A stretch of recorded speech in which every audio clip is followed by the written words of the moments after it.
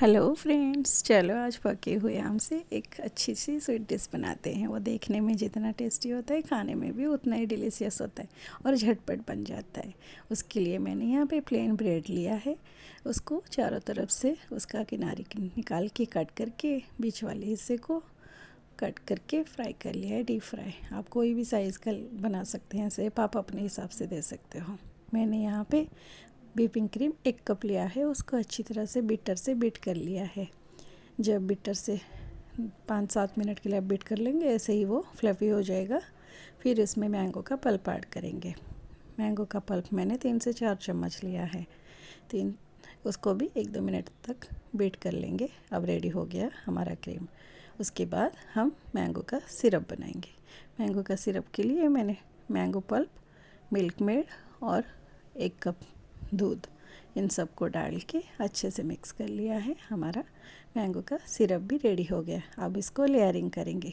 अगर आप लोगों को मेरी वीडियोस पसंद आती है तो मेरी वीडियोस को लाइक करना ना भूलें। मेरी चैनल को सब्सक्राइब कर लें ताकि आगे आने वाली मेरी सारी वीडियोस आपको आसानी से मिल सके। अब इसको लेयरिंग करेंगे। मैंने यहाँ पे केक टिन लिया है, आप किसी भी बर्तन में इसको बना सकते हो।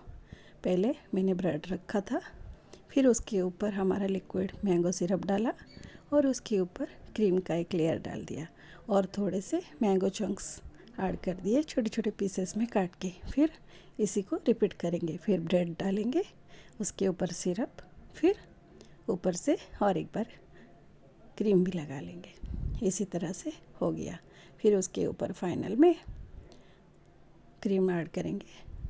क्रीम को फिर लेयर के ऊपर ऐड करके उसके ऊपर आप अपने मनपसंद ड्राई फ्रूट्स और कटे हुए मैंगो से गार्निश कर लेंगे। इसको हम फ्रीज़ में 2-3 घंटे के लिए छोड़ देंगे ठंडा होने के लिए।